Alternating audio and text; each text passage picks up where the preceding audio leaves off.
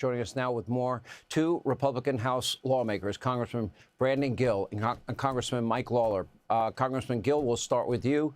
What do you see happening in the House? Is it really going to be the paradigm moving forward for Democrats that they'll echo the chants and the smiles of Zohran Mamdani and they'll push Marxism, socialism? How is that going to work in your district? How is that going to work in Middle America? Well, that's not going to work in my district. It's not going to work for anybody in this country. And what you see in the House right now is Democrats utterly apoplectic that we are reopening the government, that we're getting air traffic controllers paid, that we're getting TSA agents paid, that we're getting the government working back for the American people as it should be. And you see Democrats up in arms. Why? They knew the entire time that they were shutting the government down, that what they were doing was utterly nihilistic, that they were throwing a Hail Mary pass to save Chuck Schumer's political future so that they could push unrealistic policy goals that were never going to materialize. They were trying to give health care to illegal aliens, launder our tax dollars to left-wing social media companies, pay for global LGBTQ awareness campaigns. None of those things make life easier or better for the American people. And I think what the American people can see now is you can see that Republicans are working to make life better and Democrats are creating chaos. You know, Congressman Lawler, we showed this last night, multiple elected officials on the Democratic side saying, yeah, we know Americans are going to get hurt. We know that, but it's the only leverage that we have. And they keep repeating that refrain. And then they tried to make it about Obamacare and subsidies and extending subsidies, but they really were asking for hundreds of billions in money for illegal immigrant health care. They really were asking for refunding NPR and PBS. They really wanted DEI worldwide, not even spent in this country. Wasn't that their real proposal, to open the government for 7 weeks, $1.5 billion price tag?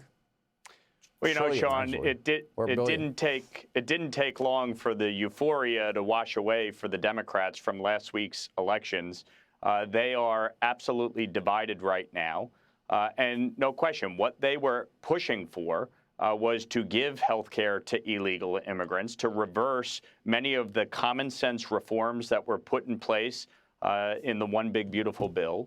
And the fact is, this was always about showing their far-left radical base that they were standing up against Trump.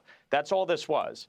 And Chuck Schumer cannot face more criticism or contempt from the American people for what he put them through over these past 42 days, all in an effort to show that he was fighting for the far-left radical base. And, you know, there's a few Yiddish words, Sean, that adequately describe Chuck Schumer: schmuck, putz, and shanda, because he is a disgrace, and he has created an absolute... Of course, as a New Yorker, you do. He has created an absolute mess for the American people, and it's no question, after 50 years in elected office, Chuck Schumer's days are numbered. He was first elected in 1974 to the New York State Assembly, 1980 to Congress, and 1998 to the Senate. He will announce at some point in the near future that he's not running for re-election, because if he doesn't, AOC will take him out in a Democratic primary. Well, what about the No Kings rally chief, Congressman Gill, saying that they're going to primary anybody that they don't like? I mean, this is a crack up. Look, for example, I believe the MAGA coalition has got to stay united if Republicans, you've got to keep that coalition of working men and women. I think with a successful economy that the president has laid a very strong, solid foundation on, that will help everybody to prosper. That will keep the coalition together, in my view.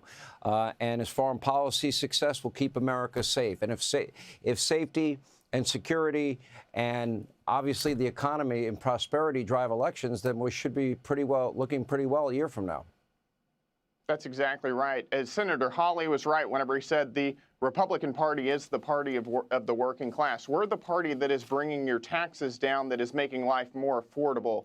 We're the party that's making sure that Washington isn't spending more money than it's bringing in, driving up a massive debt that our children and grandchildren are going to pay for, and that is crowding out private investment in the United States. We are the party who's going to bring down the cost of health care and the cost of living and the cost of housing. And Democrats have nothing to show. You know, just ask yourself, what have Democrats accomplished in the past year? They've accomplished absolutely nothing.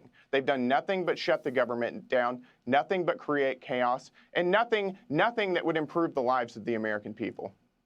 And Congressman Lawler, I'll give you the last word. The fact that they wanted, you know, the chaos at airport after airport all around the country to continue, the fact that they didn't care about 42 million Americans that desperately need the food assistance that their government promised them, they didn't care about them. They wanted the leverage. That is not a good look. I think that's losing the plot. No question about it, Sean. Democrats in the Senate voted 15 times to defund SNAP and WIC, to not pay our federal employees, including our troops, air traffic controllers. They inflicted unnecessary pain on the American people, and sadly, they want it to continue. We'll see tomorrow in the House how many Democrats vote to keep the government shut down. It's an embarrassment to our nation, and they should be ashamed of themselves. Last exit question, yes or no. At this time tomorrow night, will you be voting to keep, in other words, to reopen the government? Will the Republicans have the votes? Congressman Gill. Yes. Congressman Lawler. There you go. Yes, absolutely, we will. Thank you both. Hey, Sean Hannity here. Hey, click here to subscribe to Fox News YouTube page and catch our hottest interviews and most compelling analysis. You will not get it anywhere else.